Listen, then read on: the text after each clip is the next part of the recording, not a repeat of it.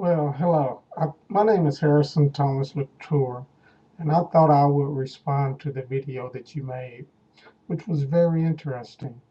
Uh, I- I'm a certified genealogist and historian, and I learned that my family came from Louisiana, and they were Creoles uh, and mulattoes. I also learned that my great grandfather, great grandfather, was a Creole Confederate soldier. He was also a free black Creole Confederate soldier. Uh, he served under General Grover at Camp Moore, uh, and he fought in several major battles during the Civil War. Uh, he fought in the Battle of Perrysville. He fought in the Battle of Shiloh and in the Battle of Vicksburg. Um, at one time, the top ranking officer uh, under in his unit was John C. Brickenbridge. And you can Wikipedia him, and you will find that at one time he served as Vice President of the United States, who, after the Civil War broke out, he left the Union and became Confederate. So I advise you to do some Googling or Wikipedia him. That would be John C. Breckinridge. Uh, my great grandfather was named Lefroy Pierre Auguste. Again, he enlisted uh, in the Confederate Army. Uh, he enlisted uh, September 29, 1861, and he enlisted at Camp Moore, Louisiana, and he was present on all rolls from September 1861 to October 1862. Uh, Roll of November and December 1862, colored man.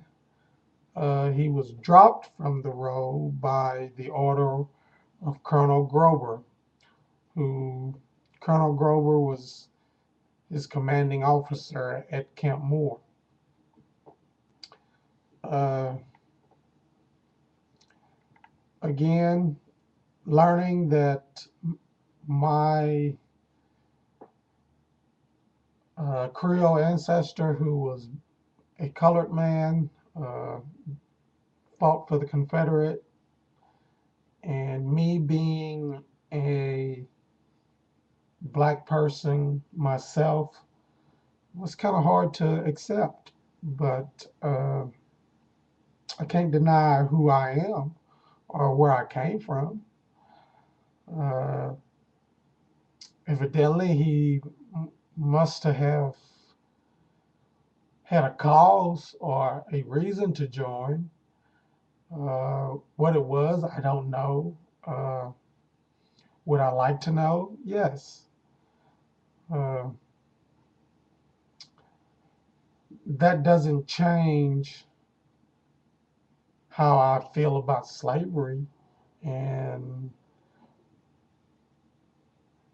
my thoughts of how white America and black America is. But that's besides the point here. Uh, Learning that he was free and wasn't in chains was, I think, the best experience ever. Um, so, you know, it has its downfalls to everything. Everything has its downfalls, in other words. Uh, I noticed that you touched on the Confederate flag. Uh, Myself, you know, I'm not a prejudiced person, but I research, and research is the key to knowledge. Uh, if you notice in the Confederate flag, it has an X in it.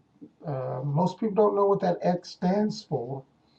Uh, the X actually stands for St. Andrew.